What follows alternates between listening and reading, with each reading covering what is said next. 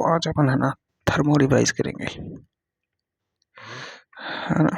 अबे फिर गया यार ये पेनों का ये सिस्टम समझ नहीं आ रहा यार, क्या करूँ। पेन कहाँ गया मेरा, ये रहा, है ना। अब थर्मो का रिवीजन करेंगे, रिकैप, है ना। तो थर्मो अपने पहले पढ़ चुके थे ना, लेकिन अब थर्मो भाई ऐसी तो है नहीं। देखो इसे जब भी पढ़ा जाता है तो शुरू से ही पढ़ा जाता है, इसमें ये नहीं है कि भाई बीच में से स्टार्ट कर दो। तो थर्मो तो देखो मैंने निकाय बता दिया था, परिवेश बता दिया था। परिवेश का मतलब दूसरा होता है सराउंडिंग, सीमाएं बता दी थी, है ना। ये सब चीज़ें अपन छोटी छोटी चीज़ें देख दी है। अपन ने देखो ओपन सिस्टम देख लिया, क्लोज सिस्टम देख लिया, विलगित निकाय देख लिया। देखो विलगित निकाय, विलगित निकाय होता है ना, इसकी बात कर लेते हैं अपन। आइसोलेटेड सिस्टम, देखो ऐसा सिस्टम जिसमें ना तो ऊष्मा क्यू और ना ही टेम्परेचर, ना तो ऊष्मा और ना ही द्रव्य। अब द्रव्य में क्या होता है, कोई भी पदार्थ के कण होते हैं, द्रव्य का आदान प्रदान हो। मतलब देखो ये सिस्टम है, ये क्या है, एक ये पिस्टन लगा हुआ है भाई सिलेंडर के अंदर। अब इसके अंदर गैस भरी हुई है, ठीक है ना। और ये फिक्स पिस्टन है, फिक्स पिस्टन है। और ये सुचालक है दीवार किसकी, ये सुचालक दीवार है किसकी, ऊष्मा की। तब इसमें से ऊष्मा निकल जाएगी, हीट निकल जाएगी, तो ये बंद सिस्टम हो जाए, यानी ये क्लोज्ड है। पर इसमें से ऊष्मा निकल रही है, आइसोलेटेड नहीं है, यानी इसमें से द्रव्य पदार्थ तो नहीं निकल रहा, लेकिन ऊष्मा निकल रही है। लेकिन अब समझो देखो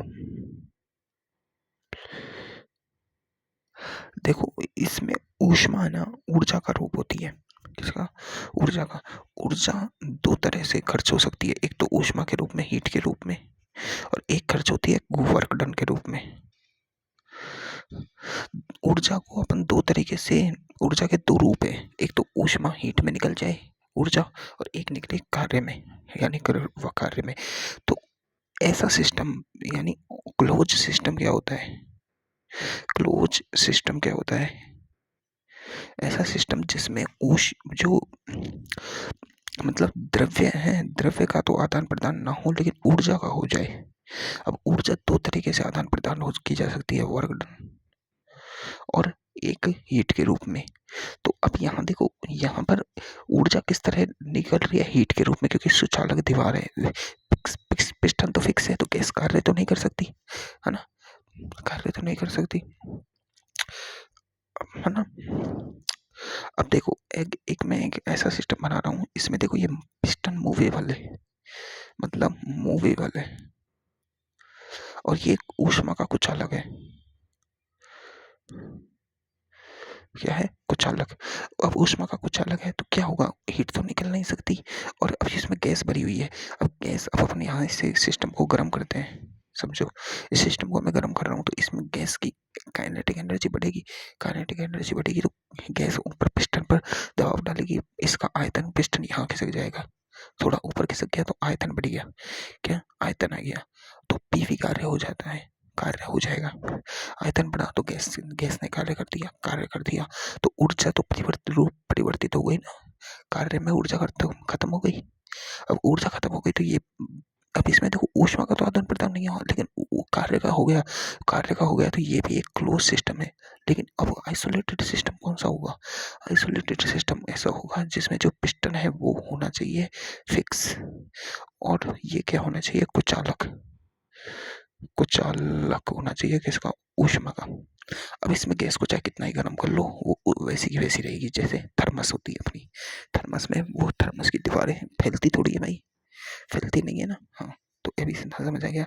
अब देखो, अब तुम्हें समझ आना चाहिए, ऊष्मा गति की होती है ना, ऊष्मा गति, उसके फलन होते हैं, पद होते हैं, क्या होते हैं, फलन होते हैं, या फिर उनको पदक पदक कहते हैं। मतलब ऊष्मागतिकी में यूज होने वाली जो चीजें होती है ना, उन्हें फलन कहते हैं, यानी वे गुणधर्म जो निकाय की स्थितियों को बताती हैं, स्थिति को, उसके कार्य को, इन सब चीजों को बताते हैं ना, यानी एक अवस्था से, जैसे एक रिएक्शन ए से बी हो रही है तो ए से बी में जो चेंज हो रहे हैं, जो चीज़ें जैसे द्रव्यमान चेंज हुआ, मास चेंज हुआ, घनत्व चेंज हुआ, इसकी ऊर्जा चेंज हुई, जितनी भी चीज़ें चेंज होती है वो क्या होते हैं, ऊष्मागतिकीय फलन होते हैं। क्या होते हैं? ऊष्मागतिकीय फलन। तो इनको दो प्रकार में बांटा गया है, एक तो है अवस्था फलन, है ना, और एक है पथ फलन। पथ फलन। अब देखो ए से बी बन रहा है तो इसके ए से बी बनने में जो ए अवस्था और बी अवस्था पे जो निर्भर करेगा वो होते हैं अवस्था फलन। और ये कौन कौन से होते हैं? ये होता है जो मतलब ये पथ पर निर्भर नहीं कर रहे हैं। देखो क्या क्या निर्भर नहीं करता है? ताप, है ना, दाब, आयतन, आंतरिक ऊर्जा, एंथैल्पी, एंट्रोपी, गिब्स मुक्त ऊर्जा, ये सब क्या है? अवस्था फलन है, पदों के फलन होते हैं। और पथ फलन क्या होते हैं? पथ फलन दो ही होता है बस, एक तो ऊष्मा और एक वर्ग। देखो ए से बी बनने की प्रोसेस मैंने बताया था ना, वो कल एग्जांपल लेके बताया था तुम्हें दूध का। दूध को बिल्कुल ठंडा करो, ठंडे ठंडे दूध, एक तो बर्फ यानी बिल्कुल ठंडा दूध है उससे चाय बनाए तो उसमें टाइम ज़्यादा लगेगा, उसमें ऊष्मा भी ज़्यादा देनी पड़ेगी और कार्य भी ज़्यादा होगा। तो पथ पर निर्भर कर रहे हैं दोनों, है ना। और एक गर्म दूध हो। और ये बात याद है, डेल्टा ई जिसके भी आगे डेल्टा लग जाए वो सिर्फ अंतर है, कोई फलन नहीं है, फलन नहीं है। इतना समझ आ गया? फलन समझ आ गया, पथ फलन समझ आ गया। अब देखो ऊष्मागतिकी साम्य क्या होता है कि साम्य स्थापित हो जाता है, ऊष्मागतिकी रूप से साम्य स्थापित हो। तो अब ऊष्मागतिकी साम्य तीन प्रकार से स्थापित हो सकता है। ए से अपन ने बी बनाया तो ए से बी इस रिएक्शन में टी कांस्टेंट हो जाए तो क्या हो जाएगा? तापीय साम्य। इस रिएक्शन में क्या साम्य हो जाए? इसमें प्रेशर साम्य हो जाए। मतलब ये एक इसमें जो रूम में हो रही है उस रूम का टेम्परेचर फिक्स है तो समदाबीय प्रोसेस हो जाएगी। क्या हो जाएगी? समदाबीय, यानी dP equal to 0, P constant. अगर इसमें एक और साम्य होता है, इसे कहते हैं रासायनिक साम्य, मतलब इनकी सांद्रता फिक्स हो जाए, क्या हो जाती है? सांद्रता नियत हो जाती है। तो ये तीन प्रकार के साम्य होते हैं, वो अपन जानते हैं, है ना। ठीक है, अब देखो ऊष्मागतिकी के गुणधर्म होते हैं, जैसे ये फलन होते हैं ना, ऐसे गुणधर्म होते हैं। क्या होते हैं? गुणधर्म। अब गुणधर्म क्या होते हैं? गुणधर्म में ये चीजें होती हैं, मतलब ये गुण बताते हैं। गुण कैसे? ये गुणधर्म ऊष्मागतिकी के पद होते हैं ना, इनके गुणधर्म होते हैं। जैसे ऊष्मागतिकी के गुणधर्म क्या होंगे? गुणधर्म ऊष्मागतिकीय गुणधर्म यानी थर्मोडायनेमिक प्रॉपर्टीज। दो तरह के गुणधर्म होते हैं, एक सघन होता है, एक होता है विस्तीर्ण। विस्तीर्ण सघन इंडिपेंडेंट, ये इसको कहते हैं इंटेंसिव गुणधर्म। इंटेंसिव, तो ये इंटेंसिव का ई आई इससे याद रखो, इंडिपेंडेंट। इंडिपेंडेंट यानी स्वतंत्र गुणधर्म। सघन स्वतंत्र, स्वतंत्र जो मतलब स्वतंत्र गुणधर्म होते हैं, जो उस किससे स्वतंत्र होते हैं? उसकी मात्रा पर निर्भर नहीं करते हैं, जिसकी रिएक्शन ली जा रही है। जैसे अपन ने एक किलो दूध को गर्म करें तो अब देखो दूध को गर्म करते हैं, समझो 1 किलो दूध को गर्म करते हैं तो उसे जितनी एनर्जी देनी होगी वो उस पर निर्भर करेगी, है ना। 1 किलो दूध मान लो, देखो अब सघन गुणधर्म और विस्तीर्ण गुणधर्म का अंतर अपन 1 kg दूध लेके करेंगे, है ना। 1 kg दूध कैसा है? गर्म है 50 डिग्री टेम्परेचर पर, 50 डिग्री नहीं, रूम टेम्परेचर पर 25 डिग्री सेल्सियस पर गर्म है। कितना? 1 kg दूध। ठीक है, अब इस 1 kg दूध से अपन सघन गुणधर्म और इसके विस्तीर्ण गुणधर्म पढ़ेंगे। अपने पास गुणधर्म क्या हो गया होते हैं? 1 kg दूध, यानी कि दूध क्या है? अपने पास ऑब्जेक्ट है ना, ऑब्जेक्ट है। अब इसमें क्या क्या गुण हो सकते हैं? दूध का द्रव्यमान होता है, अपन जानते हैं इसका घनत्व होता है, दूध के अंदर इसकी आंतरिक एनर्जी होती है। क्या होती है? आंतरिक एनर्जी। अब देखो दूध के अंदर एटम है, एटम कंपन भी करते हैं, एटम घूमते भी हैं, उनमें इलेक्ट्रॉन घूमता भी है, तो उसकी आंतरिक सभी जितनी आंतरिक ऊर्जाएं हैं, मतलब एक एटम होता है ना, छोटा एटम, दूध के एटम है, वो उस एटम को कितनी एनर्जी मिल रही है उसके हिसाब से उसकी एनर्जी अलग अलग होती है। एटम आपस में गति भी करते रहते हैं, आपस में लड़ते भी रहते हैं, वो आपस में कंपन भी करते हैं, अपन, है ना, सब कुछ करते हैं। तो उनकी सारी ऊर्जा जो ये दूध के अंदर की सारी ऊर्जाएं हैं, उन ऊर्जाओं का योग क्या होता है? आंतरिक ऊर्जा। तो द्रव्यमान, मास, घनत्व, आंतरिक ऊर्जा, आयतन, और एक होती है गिब्स मुक्त ऊर्जा।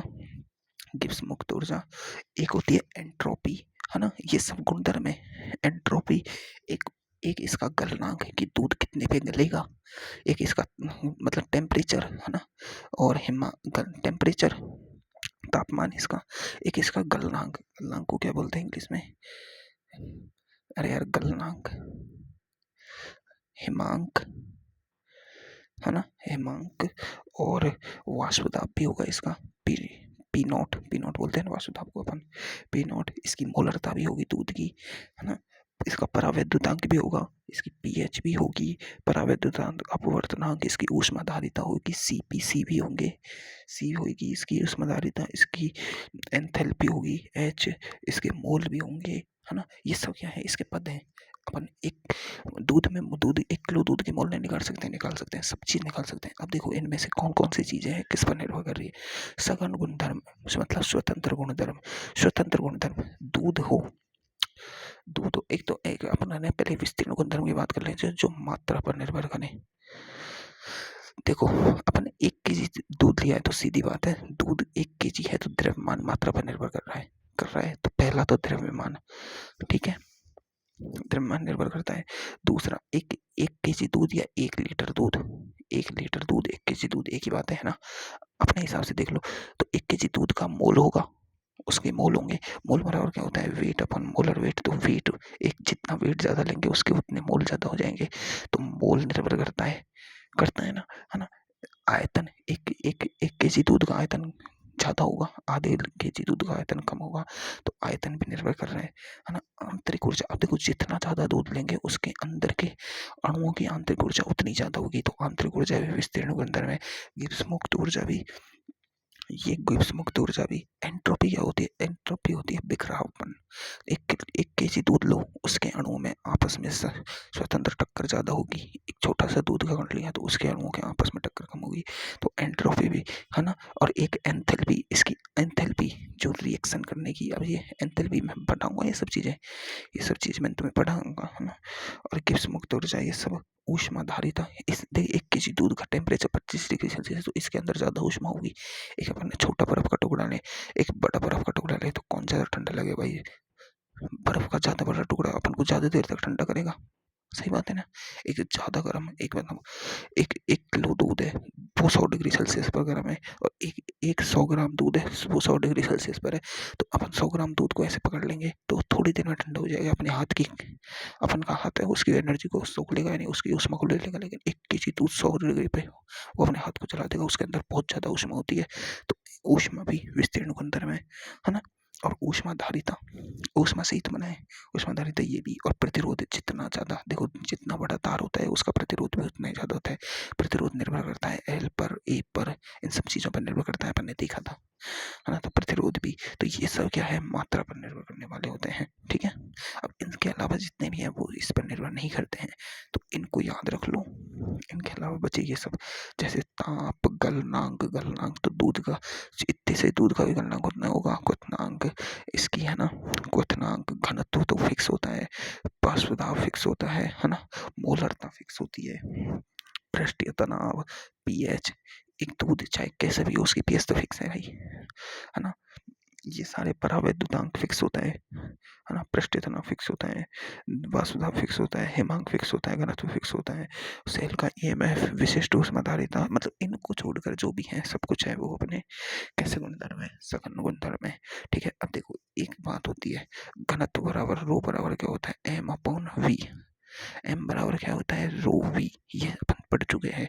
तो देखो एम द्रव्यमान विस्तीर्ण गुणधर्म, घनत्व भी विस्तीर्ण, आयतन भी विस्तीर्ण गुणधर्म, तो दो विस्तीर्ण गुणधर्मों का अनुपात क्या होता है, सघन गुणधर्म, क्या होता है, सघन गुणधर्म। जैसे इसमें मोलरता आती है ना, इसमें और इसमें आते हैं मोल और आयतन। अब मोलरता बराबर क्या होती है, एन वाई वी, होती है कि नहीं होती है, होती है ना, मोलरता बराबर मोल बटे उसका आयतन। तो मोलरता दो दो विस्तीर्ण गुणधर्मों का अनुपात एक सघन गुणधर्म होता है, ये मतलब असेसनल रीजन में आ जाए क्वेश्चन तो कर देना है अपन को ना। अब देखो ऊष्मागतिकीय प्रक्रम, प्रक्रम क्या होता है, अब इनको तो ये रटने वाली बातें हैं, ये तो करना है, वैसे समझा दिया मैंने क्या होता है वैसे।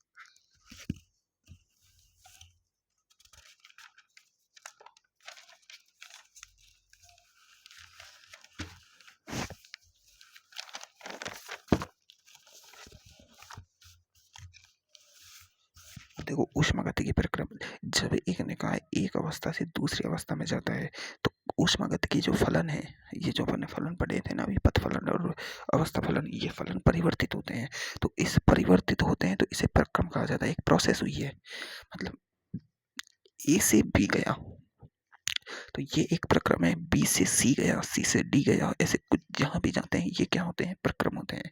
पी और वी में ग्राफ बनाते हैं लोग, है ना। तो प्रक्रम कितने प्रकार के होते हैं, तो देखो तीन कई प्रकार के प्रोसेस होते हैं। एक तो होता है, पहला होता है आइसोथर्मल प्रोसेस। आइसोथर्मल का मतलब है समतापीय प्रक्रम। समतापीय प्रक्रम यानी प्रक्रम को एक रिएक्शन समझो तुम, क्या समझो, रिएक्शन का एक पद, है ना। तो समतापीय प्रक्रम ऐसा कैसा हुआ, ऐसा प्रक्रम जिसमें मतलब टी कांस्टेंट होगा। अब टी कांस्टेंट होगा तो डी टी बराबर 0 होगा या डेल्टा टी बराबर 0 होगा। ये कैसा है, छोटा अंतर, ये बड़ा अंतर, जब ये सब चीजें 0 होंगी, है ना। और दूसरा होता है समदाबीय, है ना। समदाबीय मतलब समदाबीय प्रक्रम कैसा होगा, जिसमें पी कांस्टेंट होगा। अब पी कांस्टेंट होगा तो डीपी या डेल्टा पी क्या होंगे, 0। तीसरा होता है समायतनिक प्रक्रम, है ना। समायतनिक प्रक्रम ऐसा प्रक्रम जिसमें आयतन v इक्वल टू कांस्टेंट होगा, मतलब dv या डेल्टा v बराबर 0 होगा, आयतन में परिवर्तन 0 होगा। और चौथा अपना मोस्ट होता है रुदोष्म प्रक्रम, इसे समझो।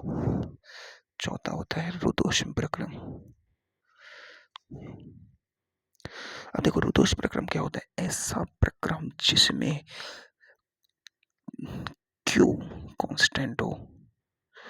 मतलब मैंने यहाँ एक बीकर में चाय बनाई और यहाँ इसको बिल्कुल बंद कर लिया, मतलब इस बीकर को मतलब निकाय को, ये निकाय है, इसको ली गई, निकाय से ली गई ऊष्मा और दी गई ऊष्मा क्या हो, 0। मतलब एक थर्मस के अंदर मैंने चाय भर के रख दी तो वो 2-3 दिन तक रुदोष्म प्रक्रम होगा, मतलब उसमें से ना तो ऊष्मा निकलेगी ना बाहर जाएगी, ठीक है।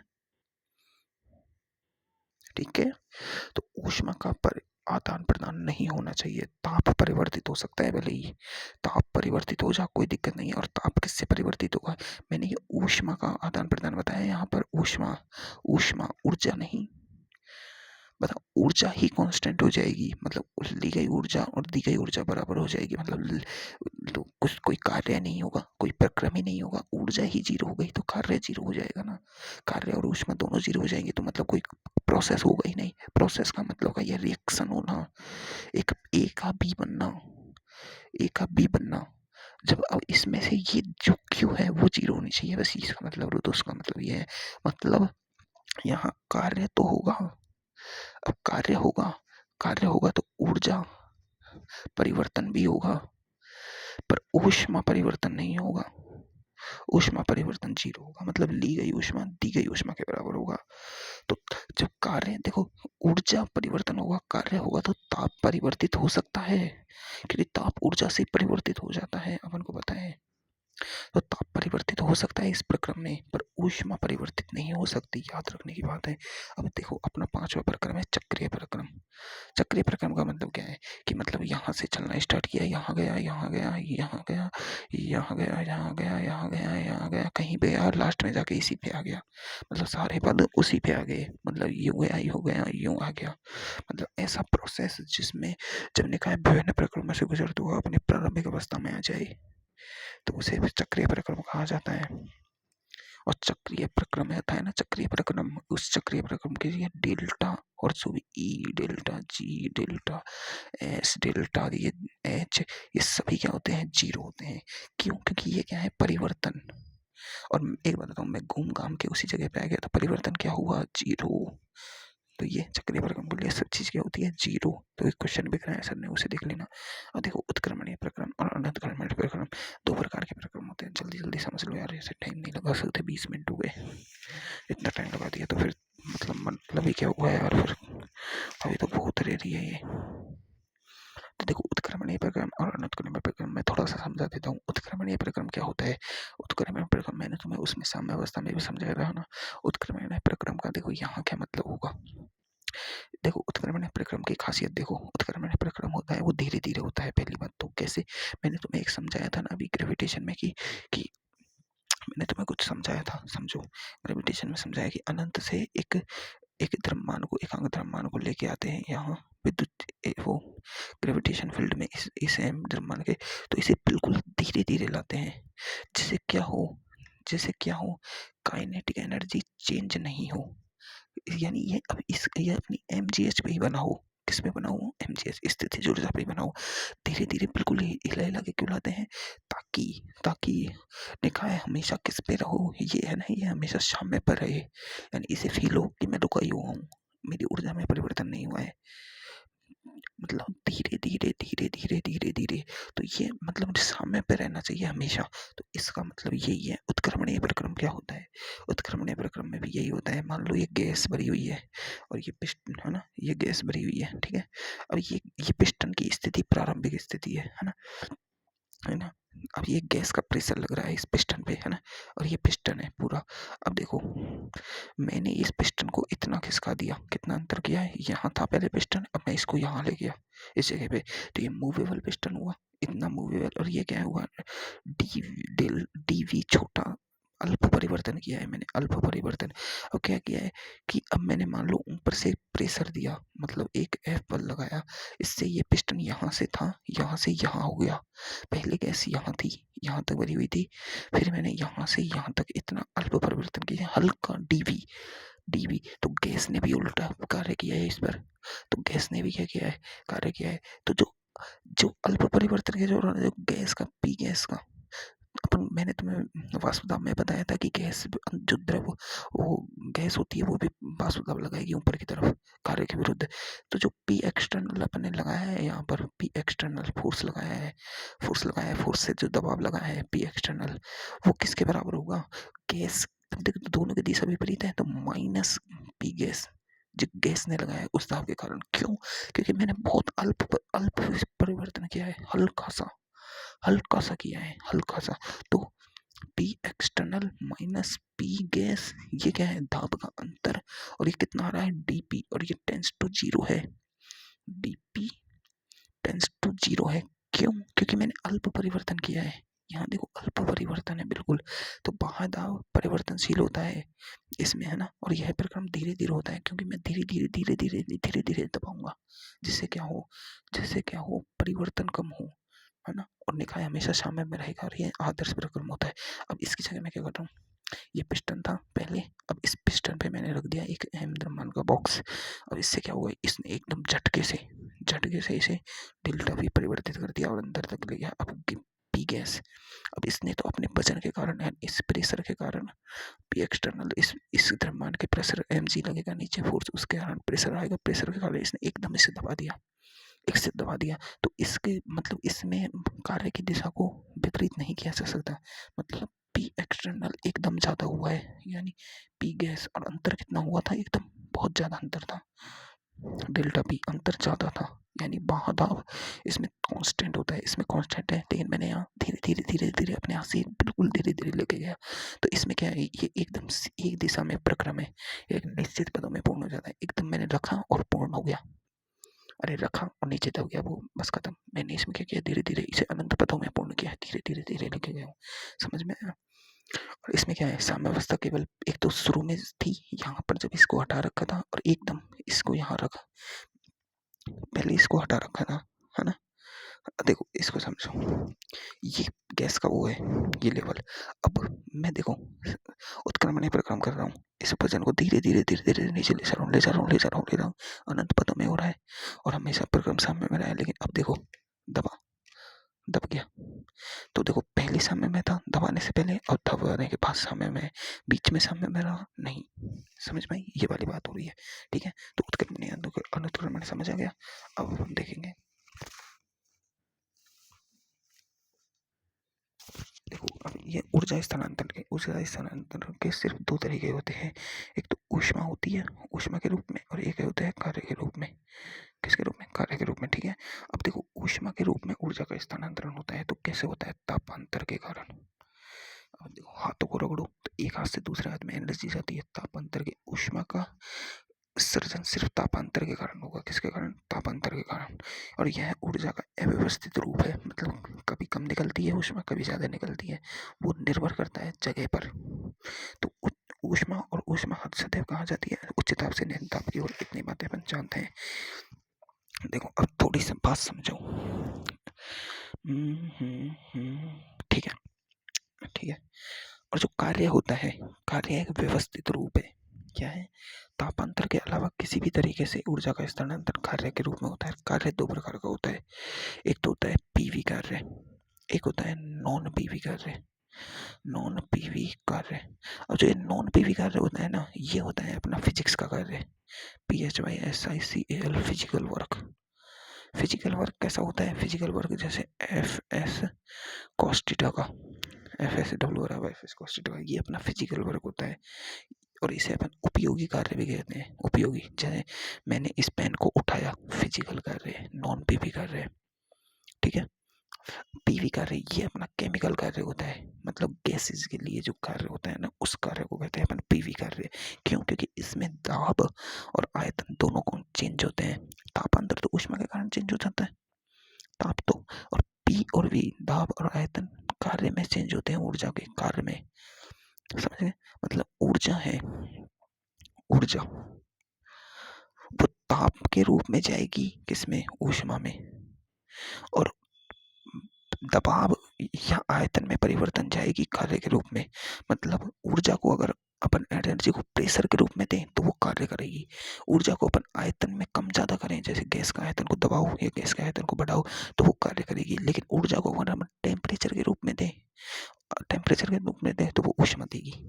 समझ में आई ये बात?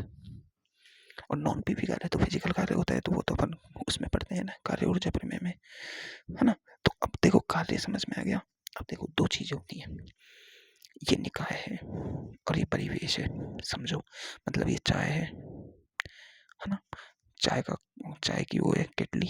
अब मैं इसको चाय बना रहा हूँ भाई, यहाँ पर देखो समझो, ये है, और मैंने ये चाय बना दी और मैं यहाँ खड़ा हूँ, और ये पूरा कमरा है भाई। ठीक है।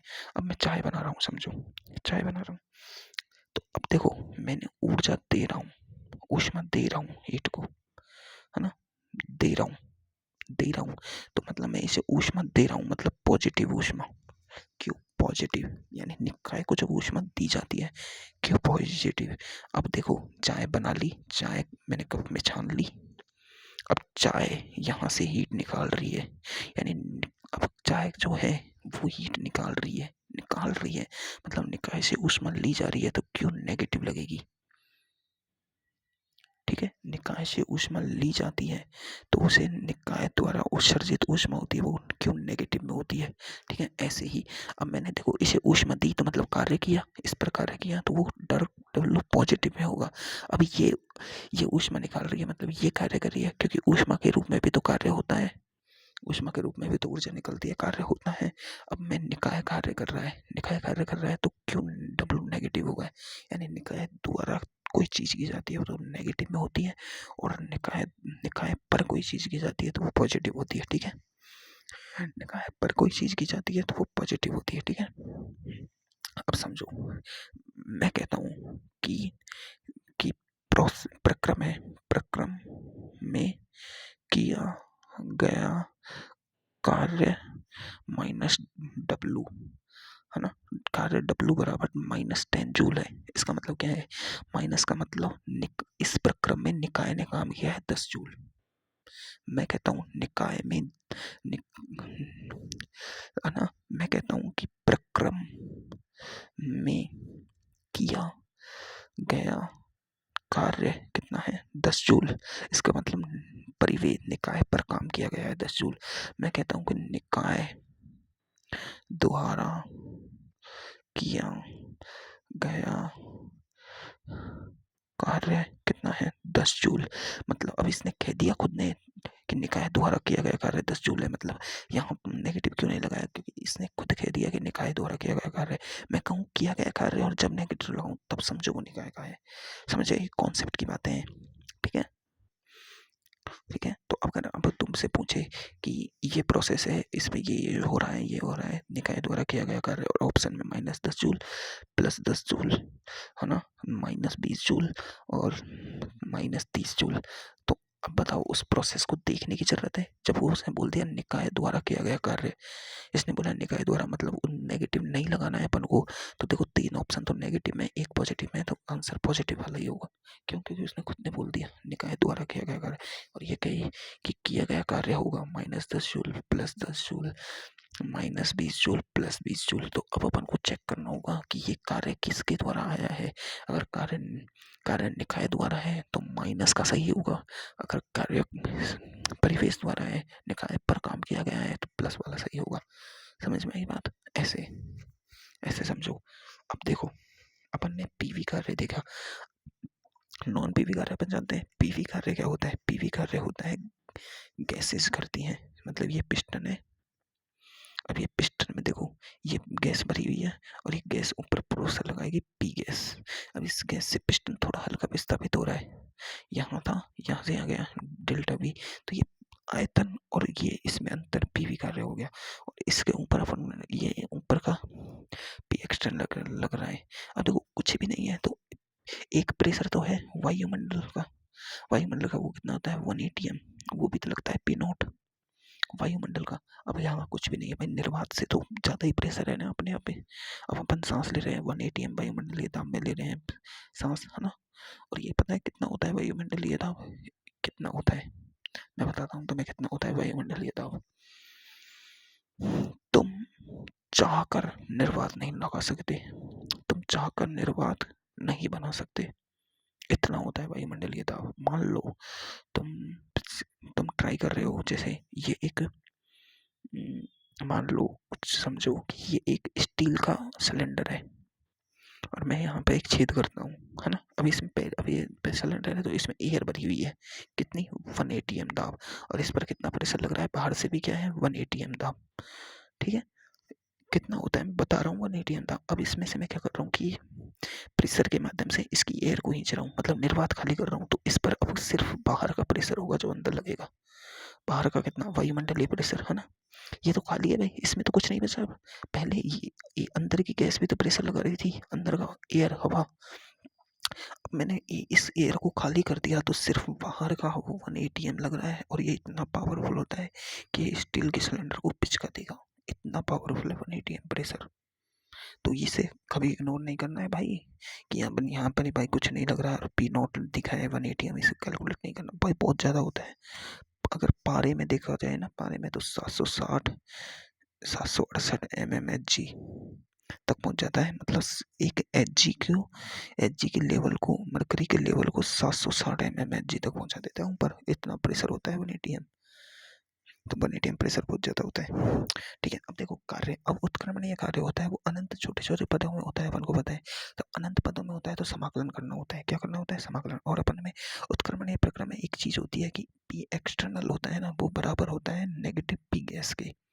किसके? पी गैस के। क्यों? क्योंकि भाई हल्का हल्का परिवर्तन कर रहे हैं अपन, हल्का हल्का परिवर्तन, है ना। तो जो कार्य होता है ना उत्क्रमणीय प्रक्रम में, वो होता है पी एक्सटर्नल और डी वी। क्योंकि वर्क बराबर क्या है? P V. डब्ल्यू बराबर क्या है? पी वी कार्य। तो पी पी की जगह पी एक्सटर्नल और वी की जगह डे। अब ये V1 से V2 ये होता है उत्क्रमणीय प्रक्रम का कार्य। अब इसमें इसमें देखो समझो, इसमें पी एक्सटर्नल की जगह अपन पी गैस ले सकते हैं, तो पी डी वी, V1 से V2 W। लेकिन अब देखो, जो अनुत्क्रमणीय प्रक्रम होता है, अनुत्क्रमणीय प्रक्रम, उसमें क्या होता है कि बड़ा परिवर्तन होता है। बड़ा परिवर्तन में डेल्टा वी होता है। डेल्टा वी, तो डेल्टा वी को समाकलन करने की जरूरत नहीं है। वर्क को अपन डायरेक्ट लगाना है पी डेल्टा वी, यानी पी V2 माइनस V1। और कार्य हमेशा नेगेटिव में होगा। क्यों? क्योंकि ये एक्सटर्नल पी एक्सटर्नल कार्य निकाल रहे हैं अपन, नेगेटिव में इसलिए होता है। कार्य को हमेशा नेगेटिव में लेना है। अगर नेगेटिव में लेने के बाद आंसर पॉजिटिव आ रहा है, तो निकाय द्वारा किया, निकाय पर काम होगा। मतलब अपन को ये सॉल्व तो नेगेटिव लेके करना है। अगर लास्ट में जाके इसकी वैल्यू -10 जूल आ रही है, तो मतलब निकाय काम कर रहा है, और +10 जूल आ रही है, इसका मतलब निकाय पर काम हो रहा है। तो लेना तो अपन को नेगेटिव है। क्यों? क्योंकि भाई यहाँ पर देखो ये पिस्टन, ये पी एक्सटर्नल को ले रहे हैं और पी गैस, इसकी भी डायरेक्शन ऊपर है तो इसकी डायरेक्शन नीचे है, तो इसके द्वारा जो किया गया कार्य है वो नेगेटिव है। क्या है? नेगेटिव। समझ में आई बात? और देखो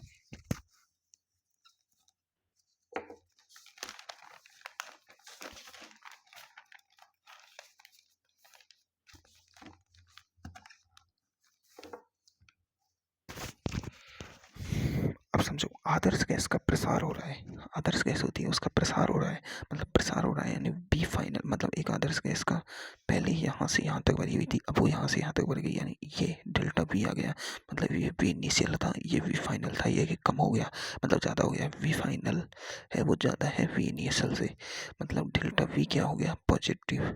क्या हो गया? पॉजिटिव। तो इस समझो, देखो डब्ल्यू बराबर क्या होता है? पी डेल्टा वी माइनस का, है ना। अब ये क्या है? ये पॉजिटिव वैल्यू, है ना, पॉजिटिव वैल्यू। तो पॉजिटिव नेगेटिव क्या होता है? नेगेटिव, मतलब कार्य अल्टीमेट लास्ट में आएगा नेगेटिव वैल्यू, मतलब निकाय काम कर रहा है, और वो निकाय काम कर रहा है, क्या कर रहा है? निकाय काम कर रहा है। तो ये सही भी है। देखो गैस का जब आयतन बढ़ता है, गैस का आयतन बढ़ रहा है, मतलब बाहरी प्रेशर कम है और आंतरिक प्रेशर, गैस का अंदर का प्रेशर ज्यादा है, मतलब निकाय खुद कार्य कर रहा है। अब देखो इसी को देखो इस तरह समझो, अगर पहले पी वी इनिशियल इतना था और मैंने प्रेशर लगा के वी इनिशियल कर दिया फाइनल इतना कम, यानी डेल्टा वी क्या है? नेगेटिव, मतलब V initial is greater than V final, delta V negative तो W minus P delta V. अब जब ये नेगेटिव तो दो नेगेटिव मिलके बना लेंगे पॉजिटिव, मतलब निकाय पर काम होगा। और जो भी मैंने किया है प्रेशर लगा के निकाय पर काम किया है, तो इसे कहते हैं संपीड़न। आदर्श गैस का संपीड़न। अब जब आदर्श गैस का संपीड़न होता है तो निकाय पर काम होता है, निकाय पर काम होता है, और आदर्श गैस का प्रसार होता है तो निकाय द्वारा काम किया जाता है। समझ में? ये आईयूपीएसी में बना रखा है कि निकाय पर कोई चीज होती है तो पॉजिटिव होती है, निकाय द्वारा कोई चीज होती है तो नेगेटिव होती है। अब आंतरिक ऊर्जा पढ़ेंगे। देखो आंतरिक ऊर्जा होती है ना, आंतरिक ऊर्जा वो होती है ई। अब आंतरिक ऊर्जा क्या होती है? एक जो भी पदार्थ है, जो भी अपन ने लिया है, उसके अंदर से उसकी सारी ऊर्जाओं का योग, उसकी गतिज ऊर्जा, स्थानांतरण ऊर्जा, घूर्णन ऊर्जा, कंपन ऊर्जा, है ना, बहुत सारी ऊर्जाएं होती है, इन सभी ऊर्जाओं का योग उसकी आंतरिक ऊर्जा कहलाती है। आंतरिक ऊर्जा सभी ऊर्जाओं का योग, और इसका परम मान है, मतलब इसकी एग्जैक्ट वैल्यू नहीं निकाल सकते अपन। ये कर सकते हैं कि मतलब कह सकते हैं कि जैसे ए से बी गए, है ना, ए से बी गए तो अपन ने देखा कि इस समय इसकी आंतरिक ऊर्जा इतनी थी, इस समय इसकी आंतरिक ऊर्जा इतनी थी, और इसमें आंतरिक ऊर्जा में परिवर्तन निकाल सकते हैं, इसकी और इसकी को अंतर करके बस आंतरिक ऊर्जा का परिवर्तन निकाला जा सकता है बस। और आंतरिक ऊर्जा देखो कैसा है, आंतरिक ऊर्जा ये तो अंतर है, आंतरिक ऊर्जा अवस्था फलन है और विस्तीर्ण गुणधर्म है। क्या है? विस्तीर्ण गुणधर्म, ये अपन को पता है। अब देखो ऊष्मागतिकी की परिभाषा, देखो मैं कुछ समझी, आंतरिक ऊर्जा समझ आ गई तुम्हें? आंतरिक ऊर्जा समझ आ चुकी है ना। अब देखो अब देखो ये आदर्श गैस की ऊष्मागतिकीय परिभाषा से पहले मैं तुम्हें फर्स्ट थर्मोडायनेमिक्स का फर्स्ट लॉ समझा देता हूँ।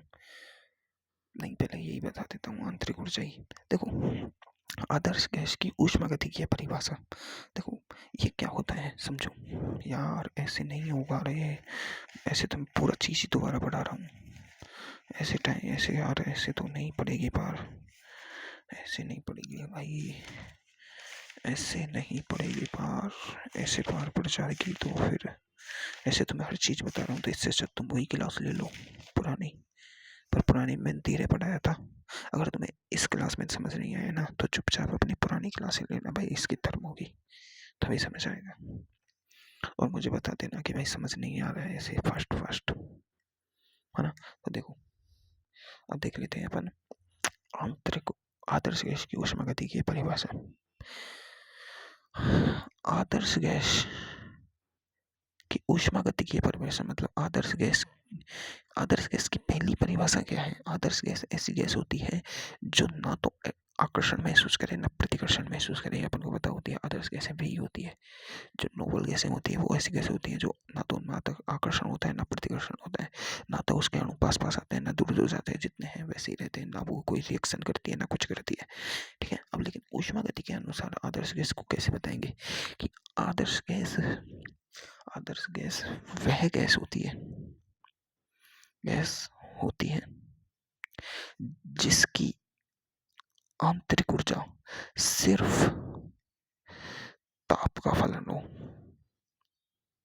यानी आंतरिक ऊर्जा ओनली डिपेंड्स ऑन टेम्परेचर, सिर्फ ताप पर निर्भर करे। ताप बढ़े तो इस पर प्रभाव पड़े, ताप घटे तो इस पर प्रभाव पड़े। ताप कांस्टेंट है तो इसकी आंतरिक ऊर्जा फिक्स रहेगी, मतलब डेल्टा ई बराबर 0 होगा। अगर टेम्परेचर इज कांस्टेंट यानी dt या dv dt या delta v is delta t equal to 0, तो आंतरिक ऊर्जा क्या रहेगी? कांस्टेंट, मतलब डेल्टा ई बराबर 0 होगा। आंतरिक ऊर्जा में परिवर्तन 0 होना चाहिए अगर टेम्परेचर कांस्टेंट है तो।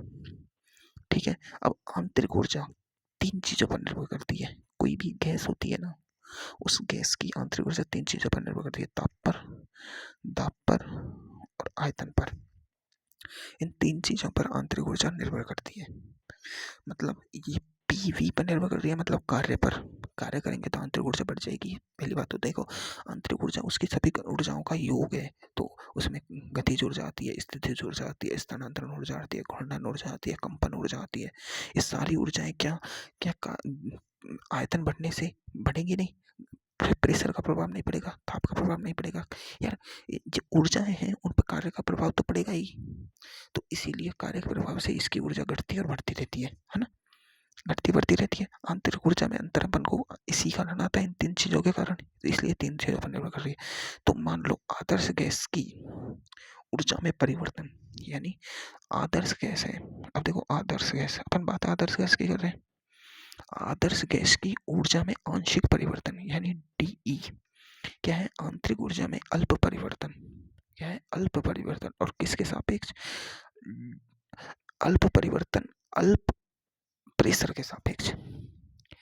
क्या है? आंतरिक ऊर्जा में अल्प परिवर्तन यानी दाब के सापेक्ष आंतरिक ऊर्जा में अल्प परिवर्तन एट कांस्टेंट टी। यानी ऐसे कोष्टक में लगा के अवकलन को ऐसे कोष्टक में लगा के टी कर देते हैं ना, तो जिसके सापेक्ष करते हैं ना ऐसे, तो ये कांस्टेंट माना जाता है। तो इसका मतलब क्या हुआ? इसका मतलब है कि आंतरिक ऊर्जा में दाब के सापेक्ष परिवर्तन कांस्टेंट टी यानी नियत ताप पर। इसका मतलब हो गया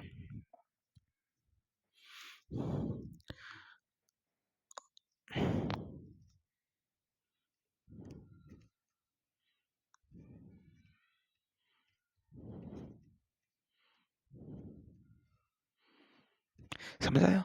नियत ताप पर दाब के सापेक्ष आंतरिक ऊर्जा में परिवर्तन। ऐसे ही नियत ताप पर आंतरिक ऊर्जा में आयतन के सापेक्ष परिवर्तन। नियत ताप पर दाब के सापेक्ष आंतरिक ऊर्जा में परिवर्तन, नियत ताप पर आयतन के सापेक्ष आंतरिक ऊर्जा में परिवर्तन। ये दोनों अगर 0 हैं, 0 होने चाहिए ये दोनों।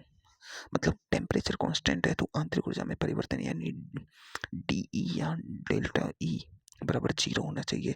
अब चाहे वो आयतन के सापेक्ष करो चाहे दाब के सापेक्ष करो, वो 0 होना चाहिए। तो ये मैंने बताई है, तो ये समझ में आया तुम्हें कैसे लिखा है? नियत ताप पर दाब के सापेक्ष आंतरिक ऊर्जा में परिवर्तन 0 होना चाहिए, नियत ताप पर आयतन के सापेक्ष आंतरिक ऊर्जा में परिवर्तन 0 होना चाहिए। ये दोनों चीजें होनी चाहिए। समझ में आई बात में? अब देखो एक ये समीकरण है, देखो ये डी बराबर Fi2nRT। ये F क्या होती है? ये होती है स्वतंत्रता की कोटि। क्या होती है? कोटि, स्वतंत्रता की कोटि। ठीक है, स्वतंत्रता की कोटि होती है। ये फॉर्मूला तुम्हें याद रखना है, NRDT।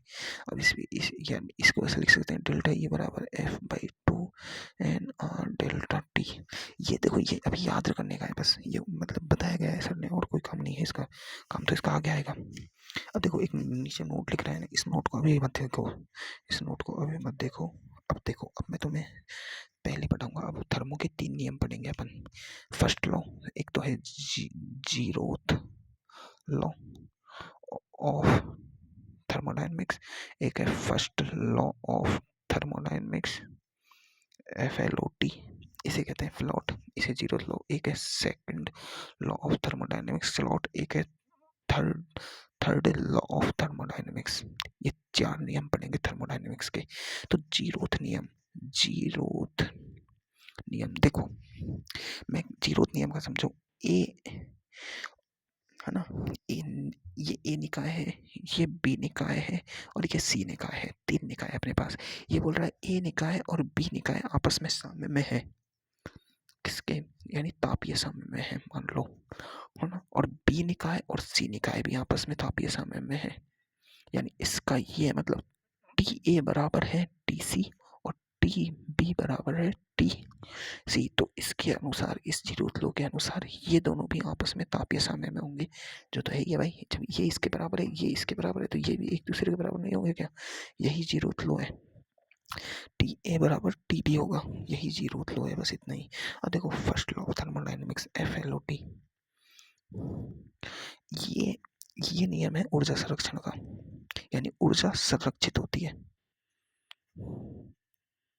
मतलब ली गई ऊर्जा दी गई ऊर्जा के बराबर होती है, ऊर्जा संरक्षित होती है।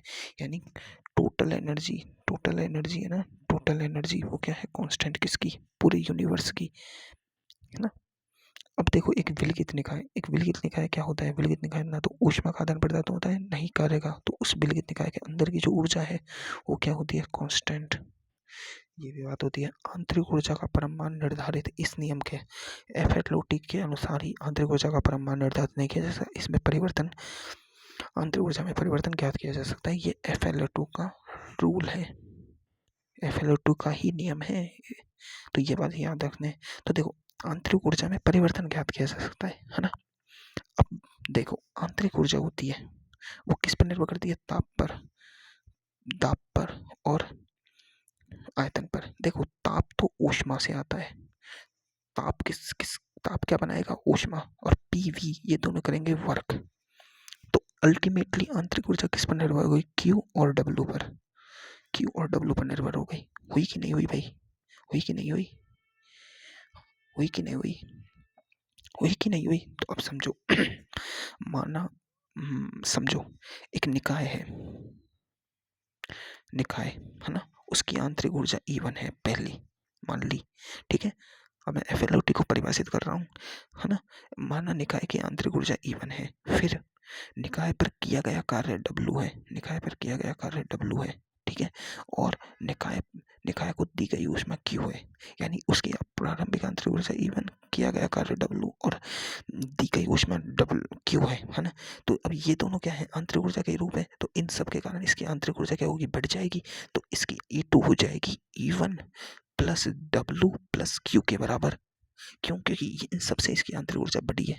कितनी बढ़ी है, इनके बराबर बढ़ेगी, ठीक है। E2 हो गई, तो देखो E2 माइनस E1 बराबर Q प्लस W आ गया, है ना। और ये हो गया डेल्टा E बराबर Q प्लस W। क्या है, ये है FLOT, ये FLOT की समीकरण है, डेल्टा E बराबर Q प्लस W। अब देखो, अब प्रक्रम की बात करेंगे अपन। प्रक्रम अपन ने 3-4 पढ़े थे। एक पढ़ा था समतापीय प्रक्रम। समतापीय प्रक्रम में T इक्वल टू क्या होता है, कांस्टेंट, यानी डेल्टा T बराबर 0 या DT बराबर 0, ये पढ़ा था अपन ने। तो जब T कांस्टेंट है तो देखो ताप में परिवर्तन नहीं हो रहा, तो ऊष्मा क्या हो जाएगी, 0। क्या हो जाएगी, देखो, अरे रुको रुको रुको रुको रुको, समतापीय प्रक्रम में डेल T इक्वल टू क्या होता है, कांस्टेंट। अब T कांस्टेंट होता है और अपन को पता है कि आदर्श गैस की जो आंतरिक ऊर्जा है वो ओनली डिपेंड्स ऑन T। जब T ही कांस्टेंट हो गया तो डेल्टा E बराबर क्या हो जाएगा, 0। तो इसमें देखो, इस समीकरण में डेल्टा E बराबर Q प्लस W, मतलब ये हो जाएगी 0 के, तो Q बराबर आ जाएगा माइनस W। मतलब Q बराबर क्या आ गया, माइनस W। मतलब निकाय को दी गई ऊष्मा निकाय के द्वारा किए गए कार्य के बराबर होता है। अब ये कैसे, देखो इसे समझो। मैंने यहाँ हीट दी, चाय बना रहा हूँ, चाय में पहले दूध था, चाय पत्ती डाली, है ना, और पानी डाला, अब चाय पत्ती पत्ती थी पहले, अब मैंने ऊष्मा दी निकाय को, क्यू पॉजिटिव, और इसने निकाय ने कार्य किया कितना, निकाय ने कार्य किया डब्लू, कितना नेगेटिव कार्य किया, निकाय ने चाय बना दी, तो वो निकाय ने तो कुछ नहीं तो काम किया है, तो ये इसका समतापीय प्रक्रम का काम है, समझ गए।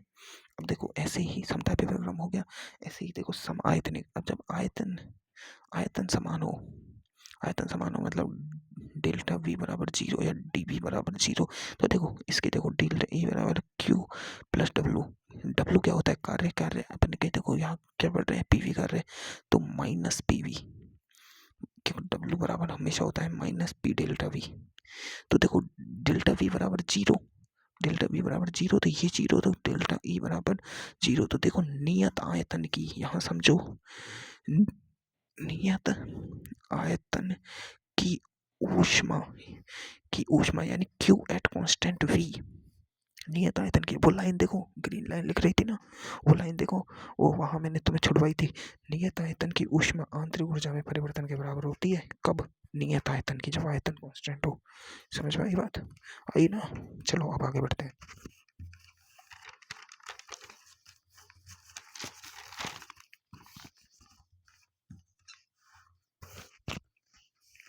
मेरे हिसाब से तुम्हें हल्का हल्का याद आ रहा होगा, क्योंकि तुमने पढ़ रखा है ना पहले, तो याद तो आ रहा होगा भाई, ऐसी बात तो नहीं है कि याद नहीं आ रहा होगा। अब देखो रुद्धोष्म प्रक्रम में क्या होता है, Q बराबर 0 होती है, यानी ली गई ऊष्मा दी गई ऊष्मा 0 होती है, तो रुद्धोष्म प्रक्रम में डेल्टा E बराबर है Q प्लस डब्ल्यू, मतलब ये 0, तो डेल्टा E बराबर डब्ल्यू, मतलब रुद्धोष्म प्रक्रम में किया गया कार्य, रुद्धोष्म प्रक्रम, इस लाइन का मतलब क्या है, अपन पढ़, रुद्धोष्म प्रक्रम में किया गया कार्य, ये लाइन लिख लेना तुम अपने नोट्स में, रुद्धोष्म प्रक्रम में किया गया कार्य आंतरिक ऊर्जा के परिवर्तन के बराबर होता है, ठीक है। अब देखो आदर्श गैस का रुद्धोष्म प्रसार कराते हैं अपन, अब ये रुद्धोष्म प्रक्रम दो तरह के हो सकता है, क्योंकि देखो डेल्टा ई बराबर क्या होगा, डब्लू बराबर माइनस पी डेल्टा वी, अब ये आ गया समीकरण, अब डेल्टा वी को क्या कह सकते हैं अपन, ई बराबर माइनस पी डेल्टा वी को V final minus V initial, अब अपन आदर्श गैस का एक तो कराएंगे प्रसार, मतलब पहले आदर्श गैस इतनी थी, इतनी हो गई, बाद में इतना बढ़ गया, प्रसार कर लिया, मतलब V final is greater than V initial, मतलब डेल्टा वी इजिकल टू क्या आ जाएगा, पॉजिटिव। अब समझो इस आदर्श गैस के प्रसार में डेल्टा वी पॉजिटिव आ रहा है, और डेल्टा ई बराबर माइनस पी डेल्टा वी होता है, ये पॉजिटिव ये नेगेटिव, डेल्टा ई अल्टीमेटली क्या हो जाएगी, नेगेटिव, तो जब आदर्श गैस का प्रसार किया जाता है तो आंतरिक ऊर्जा नेगेटिव होती है, मतलब घटती है, समझ आया। अब देखो अब करेंगे अपन संपीड़न, मैं थोड़ा फास्ट चल रहा हूँ क्योंकि ऐसे नहीं होगा ना अपने पास, संपीड़न में क्या होगा, V initial is greater than हो जाएगा वी फाइनल, जब तो फिर डेल्टा वी क्या हो जाएगा, नेगेटिव हो जाएगा, तो ई बराबर क्या होता है, माइनस पी डेल्टा वी, किसके लिए बात कर रहे हैं अपन, रुद्धोष्म प्रक्रम के लिए ओनली, तो डेल्टा वी नेगेटिव, ये नेगेटिव, तो ई क्या हो जाएगी, पॉजिटिव वैल्यू आएगी, और जब पॉजिटिव आएगी मतलब जब आदर्श गैस का संपीड़न किया जाता है तो आंतरिक ऊर्जा क्या होती है, बढ़ती है। और देखो इसको ऐसे भी समझो, कोई गैस है, आदर्श गैस है, वो उसके अणु पास पास नहीं आने चाहते, है ना, पास पास नहीं आने चाहते हैं, और वो इस गोले में भरे हुए हैं, और मैं इस गोले को, इस एयर बलून को मैं दबा रहा हूँ, तो उसके अणु हैं वो क्या है, उनके दबाने से उनके अणु पास पास आएंगे, तो उनमें कंपन होगा, स्थानांतरण होगा, और उनमें देखो एक दूसरे से टक्कर करेंगे, गतिज ऊर्जा बढ़ेगी, सब चीज बढ़ रही है, तो मतलब उसकी आंतरिक ऊर्जा बढ़ती है, तो ये प्रैक्टिकली समझा दिया, प्रैक्टिकली भी मैंने दबा के समझा दिया तुम्हें, है ना, और ये थ्योरी में भी समझ में आ गई, तो इस थ्योरी में भी समझ आ गया।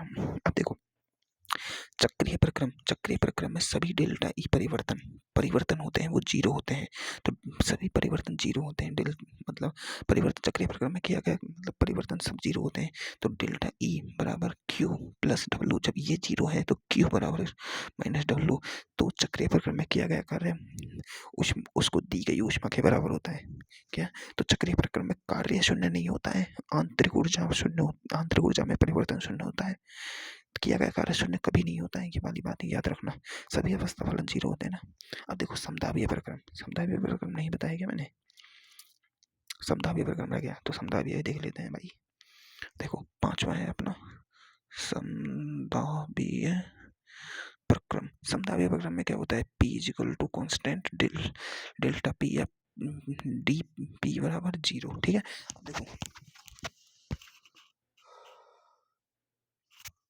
अब देखो समदाबीय प्रक्रम में इसे लगाओ डेल्टा E बराबर Q प्लस W। इसमें देखो इसका क्या कर सकते हैं, डेल्टा E बराबर Q minus P delta V है ना, माइनस P डेल्टा V है ना, P डेल्टा V। अब देखो डेल्टा E क्या होती है, E2 माइनस E1 होती है, और ये Q minus P V final minus यानी V2 माइनस V1 करते हैं, V2 माइनस V1 है ना। अब देखो E2 माइनस E1 बराबर Q minus PV2 plus PV1, क्योंकि ये माइनस मल्टीप्लाई होगा तो प्लस हो जाएगा, इतनी तो आती है अपन को गणित है ना।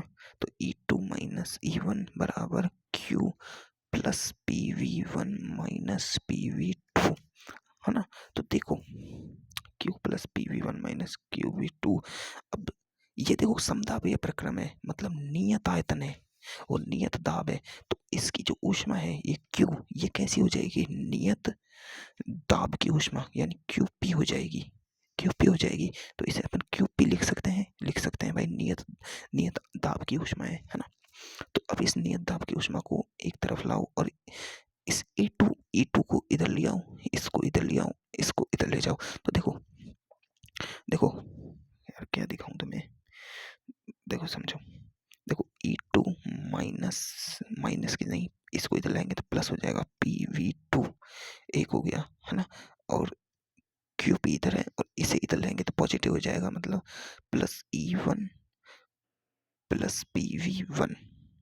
देखो ये दोनों समझो, ये दोनों, और इसको अब कॉमन ले लो, इसको कॉमन ले लेते हैं, QP को कॉमन, इसको बाहर इधर ले लिया, इसको अब इधर ले जाओ, मतलब इसको इधर ले जाओ, ये रह जाएगा। तो देखो E2 minus PV2 minus E1 plus PV1 बराबर Q एट P।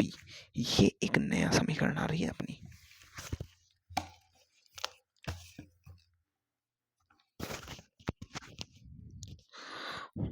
क्या आया था अपने पास E2 plus PV2 minus E1 plus PV1 बराबर QP है ना। तो इसे कहेंगे, इसे समझो E plus PV, E1 plus PV1 ये है H1, E2 प्लस PV2 ये है H2। तो इसको कैसे कह सकते हैं, H2 minus H1 equal to QP कह सकते हैं, मतलब QP, और ये H1 minus H2 delta H, यानी नियत दाब की ऊष्मा ये इस डेल्टा H को बताती है, और डेल्टा H को कहते हैं अपने एंथैल्पी में परिवर्तन।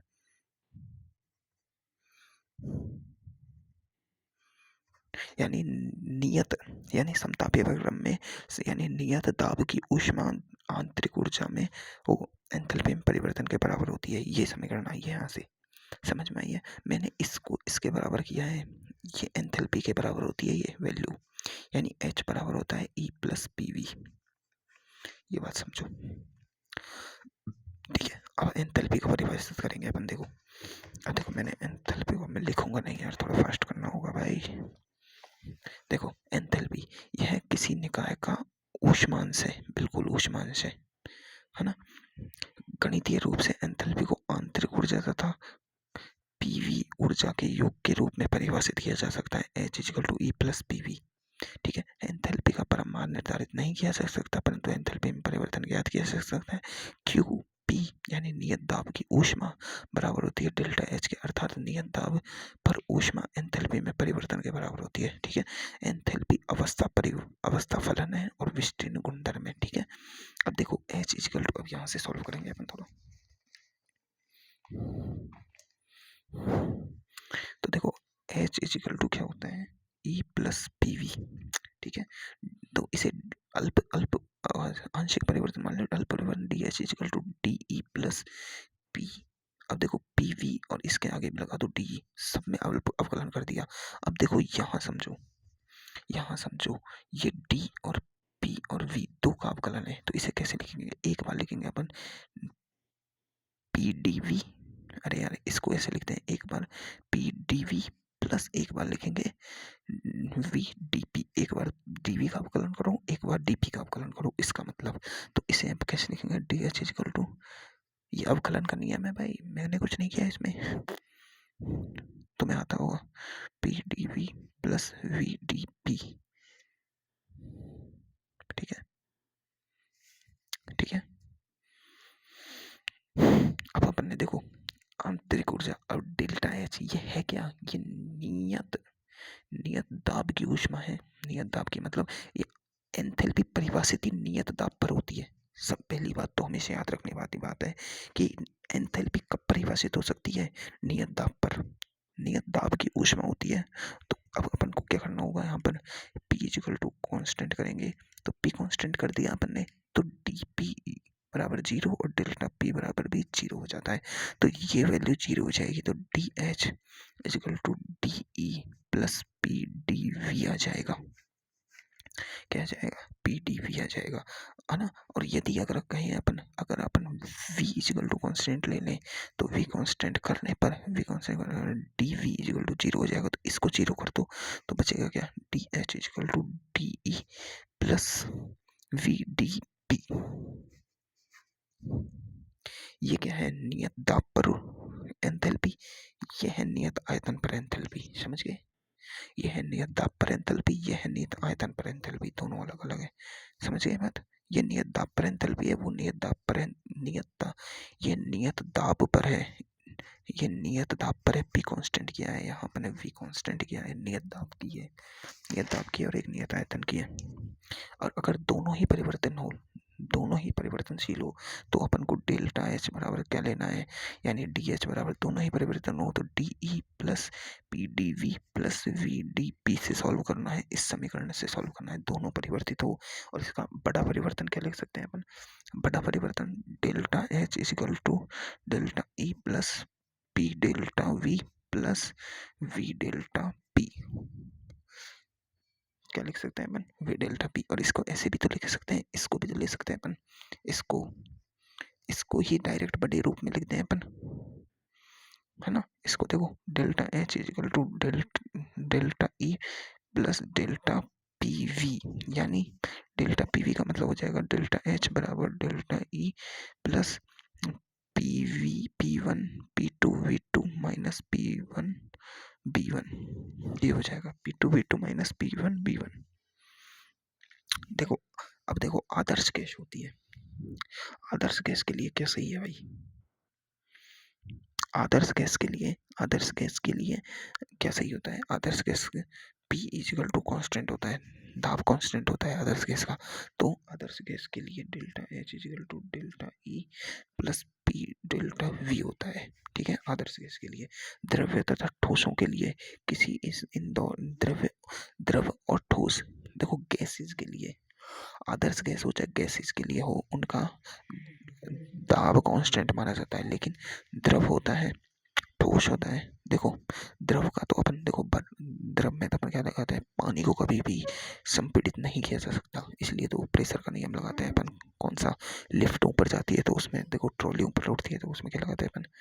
वो लगाते हैं ऑयल, ऑयल लिफ्ट में, है ना। तो वो द्रवित होता है क्योंकि वो कंप्रेस नहीं होता है, इसलिए प्रेशर से ऊपर उठा देता है। और ठोस पत्थर को थोड़ी ना कंप्रेस कर सकते हैं, तो इनके लिए क्या होता है? इनके लिए आयतन डेल्टा वी यानी वी कांस्टेंट होता है इनके लिए। द्रव और ठोस के लिए वी कांस्टेंट होता है, लेकिन गैस के लिए वी कांस्टेंट नहीं होता, इसलिए इनके लिए वी कांस्टेंट नहीं होता है और पी कांस्टेंट होता है इनके लिए। पी दाब चेंज हो जाता है, लेकिन वी कांस्टेंट रहता है ठोसों के लिए। तो इसके लिए डेल्टा एच डेल्टा ई वो प्लस वी डी पी होता है, ये वाली समीकरण लगती है इनके लिए, ठीक है।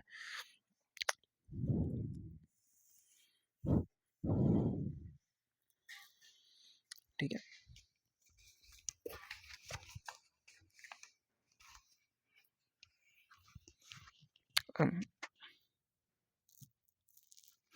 अरे क्या बोल दिया मैंने ये?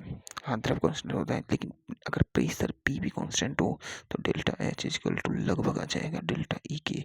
मतलब द्रव और ठोस के लिए आंतरिक ऊर्जा में मतलब एंथैल्पी परिवर्तन और ऊर्जा परिवर्तन, आंतरिक ऊर्जा परिवर्तन लगभग बराबर होता है द्रव और ठोस के लिए। ये वाली बात याद रखने वाली बात है ना।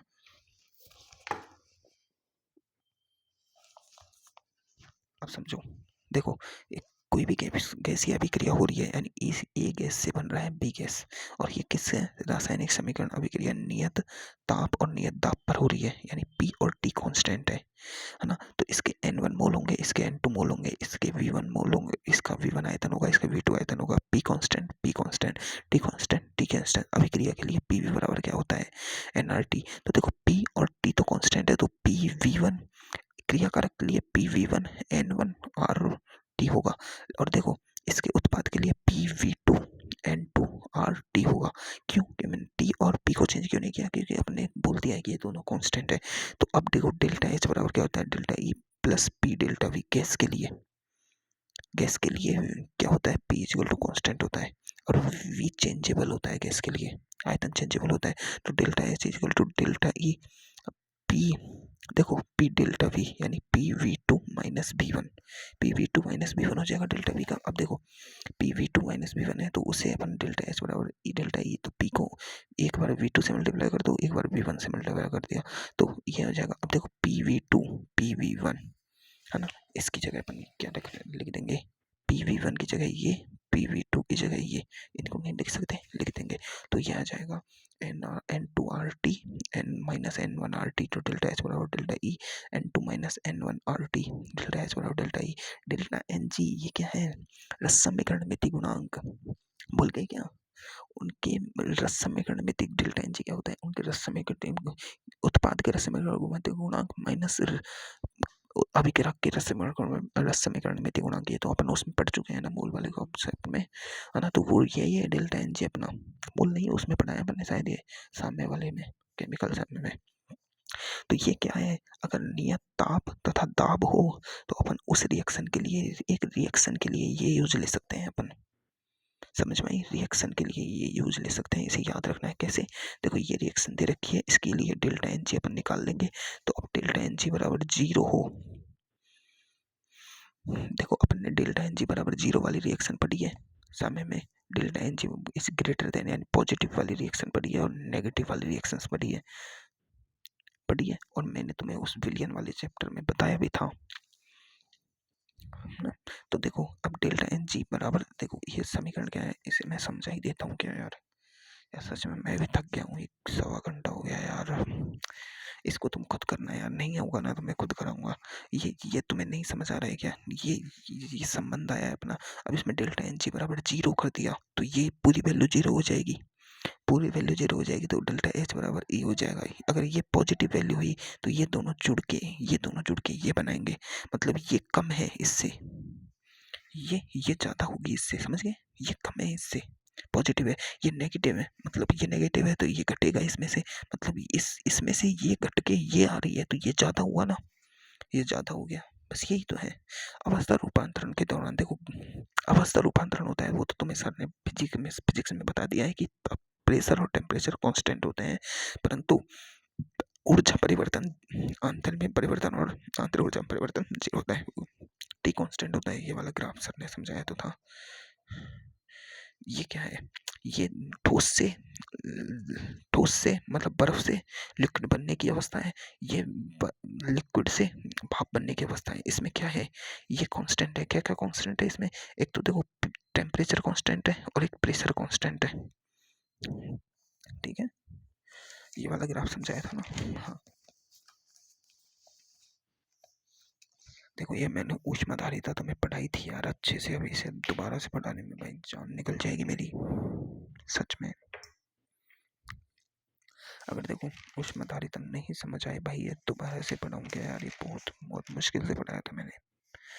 देखो ऊष्माधारिता अभियान, तुम मुझे बताना कि भाई मतलब आखिरकार हकीकत में ये तुम्हें यहाँ से आगे समझ आता है कि नहीं आता है। भाई नहीं आता हुआ ना तो भाई कराना पड़ेगा, ये पूरा पूरा कराना पड़ेगा मुझे, पूरा ये श्वेत प्रक्रम भी पढ़ा चुका हूँ मैं, एंट्रोपी भी पढ़ा चुका हूँ मैं, शायद याद नहीं यार कहाँ तक पढ़ा दिया है। FLOT के अनुसार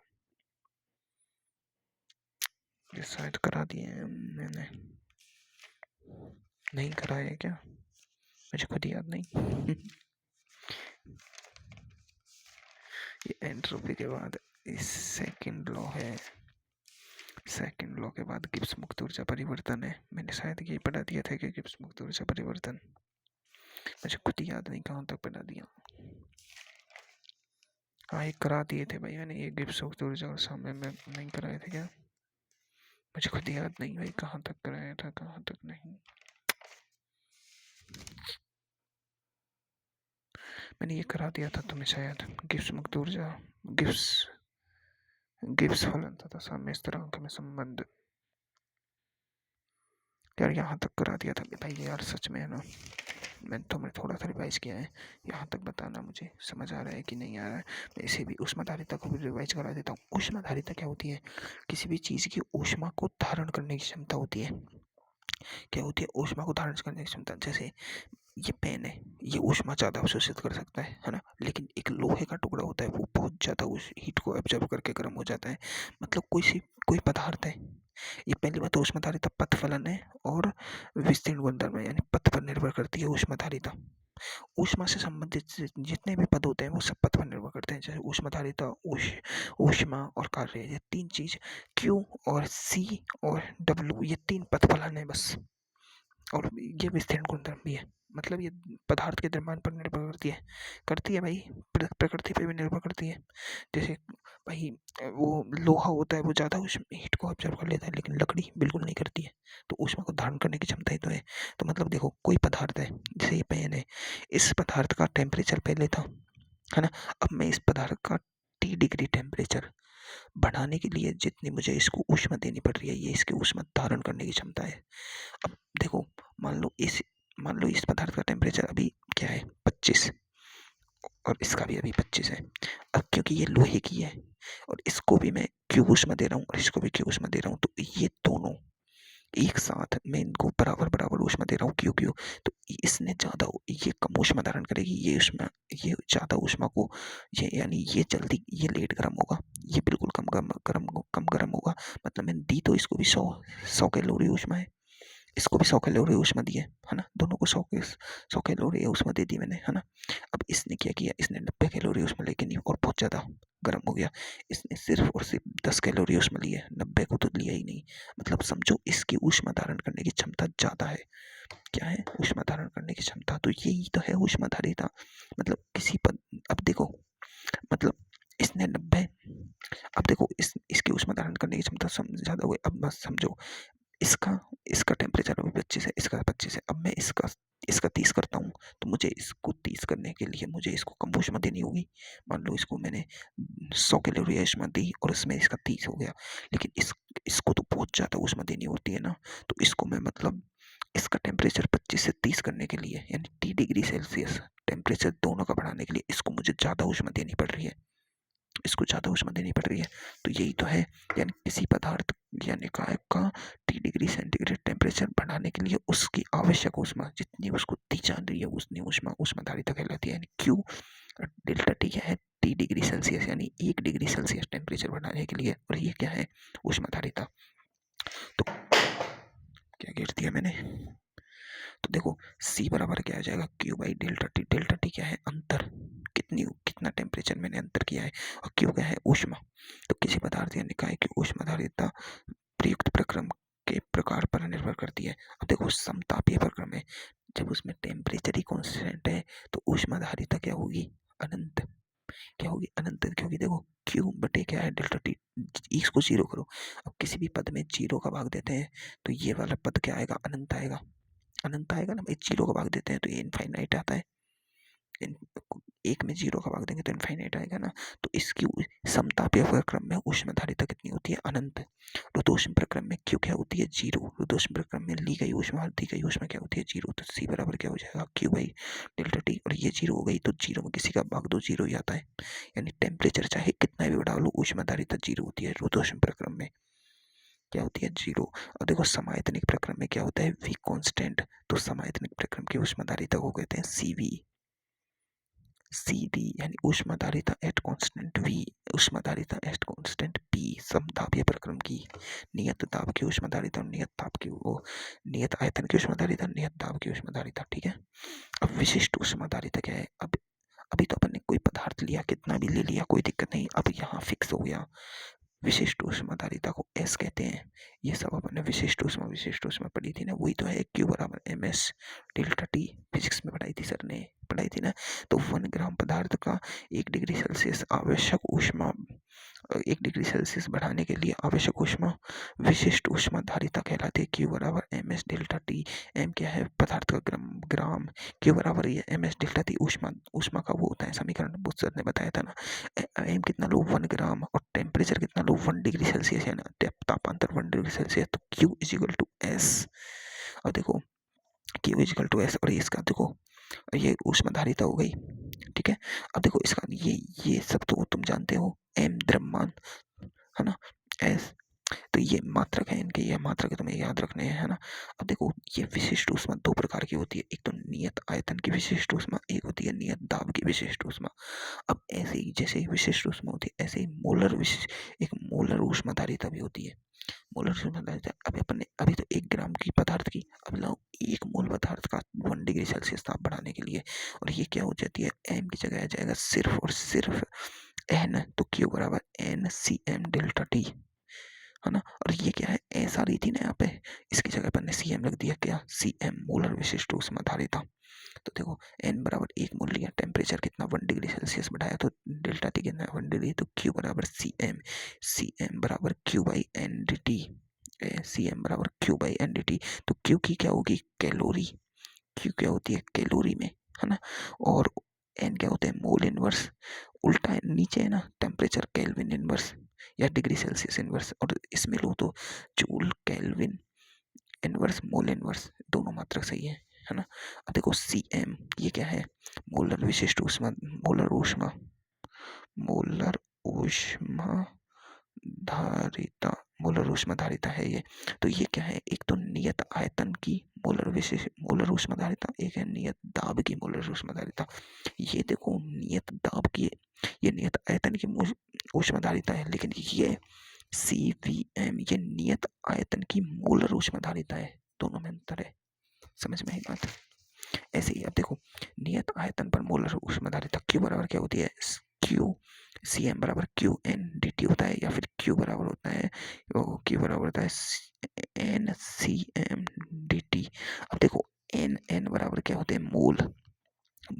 अब नियत आयतन पर तो CM हो जाएगा CVM, नियत आयतन की ऊष्माधारिता, तो Q हो जाएगी, अब नियत आयतन पे तो क्यू वी हो जाएगा। और अपने पढ़ा है कि नियत आयतन की ऊष्मा को अपन आंतरिक ऊर्जा में परिवर्तन के बराबर होती है, तो CVM बराबर क्यू की जगह लिख देंगे अपन delta E N D T, और डेल्टा ई, अब यहाँ डेल्टा ई बराबर N C V M D T आ जाएगा, और डी ई में परिवर्तन ये आ जाएगा। तो ये भी एक डेल्टा आंतरिक ऊर्जा में परिवर्तन निकालने का फॉर्मूला है, किसके आधार पर, मोलर ऊष्मा धारिता, किसी नियत आयतन की मोलर ऊष्मा धारिता के आधार पर।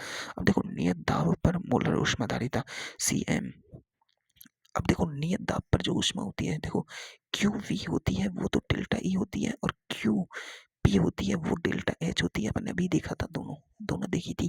तो इस QP की जगह आ जाएगा डेल्टा H, क्या आ जाएगा डेल्टा H, तो डेल्टा H बराबर NCPM डेल्टा T, और डेल्टा E बराबर NCPM डेल्टा T, ये दोनों याद रखने हैं तुम्हें, है ना। तो Q बराबर होता है C delta T, MS delta T, NCPM delta T, ये सब बराबर है।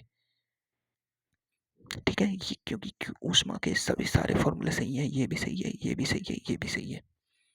ठीक है, आदर्श गैस के लिए डेल्टा ई बराबर Fi/2nRdt होता है, ये मैंने तुम्हें बनाया था ना वो बराबर हुआ।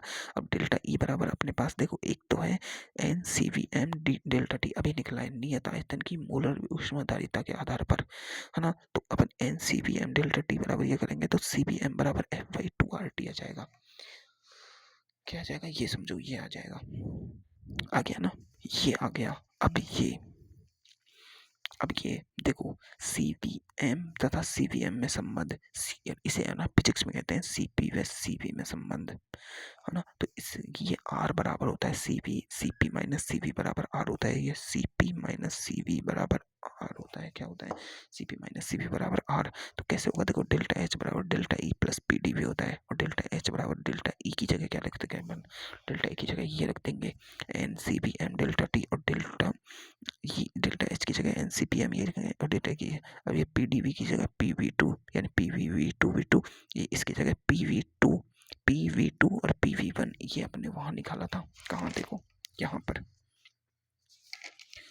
इनके लिए निकाला था कि ये P और V तक कांस्टेंट हो, तो PV1 बराबर N1RT और PV2 बराबर N2RT होता है, ये निकाला था ना अपने। अब इसको यहाँ पुट करेंगे ना अपन N1, अब यहाँ पर देखो N कांस्टेंट है ना, तो NRT2 और NRT1 होगा, PV2 बट P1 है ना, तो NRT2 माइनस T1 हो गया, है ना। क्यों? क्योंकि देखो ये नियत, ये तो है नियत दाब की, और ये है नियत आयतन की। यहाँ मतलब टेम्परेचर चेंज हो रहा है, दाब और आयतन चेंज नहीं हो रहे हैं, दाब और आयतन चेंज नहीं हो रहे हैं, है ना। तो ये सब चीजें जब रखते हैं ना, तो ये पहला मतलब संबंध याद रखो, मेयर का संबंध होता है ये CP माइनस CV बराबर R। और ये क्या होता है? ये गामा रेशियो प्रेजेंट रेशियो होता है, गामा बराबर होता है CPM बटे CV, यानी किसी की CP एट कांस्टेंट, यानी किसी की CM यानी मोलर विशिष्ट मोलर ऊष्माधारिता एट कांस्टेंट P बटे मोलर ऊष्माधारिता एट कांस्टेंट V का अनुपात गामा होता है। और देखो CPM, देखो इसको इधर ले जाएं, तो CPM बराबर हो जाएगा R प्लस CVM, तो CVM प्लस R रख देंगे और ये आ जाएगा, तो इससे ये फॉर्मूला बन जाएगा। क्या बन जाएगा? ये वाला फॉर्मूला, ये मैंने तुम्हें सब बताया था पहले यार, है ना। और देखो ये, अब ये क्या है? ये देखो स्वतंत्रता की कोटि है, ये CVM है, ये CPM है, ये गामा है। तो स्वतंत्रता के एक परमाणु अणु के लिए स्वतंत्रता की कोटि 3 होती है, 2 परमाणु के लिए 5 होती है, ये याद रखनी है। और CVM होती है 3/2R, और ये होता है 5/2R, ये होता है 5/2R, ये होता है 60/2R, ये होता है 5/3। इन दोनों का अनुपात 6 पॉइंट, ये याद रखना है भाई। मुझे यार खुद को याद नहीं मैंने कितना पढ़ा है कितना नहीं पढ़ा है, तो मुझे ना लिंक भेजना उस चैनल की, जब मुझे पता लगेगा। चलो ठीक है।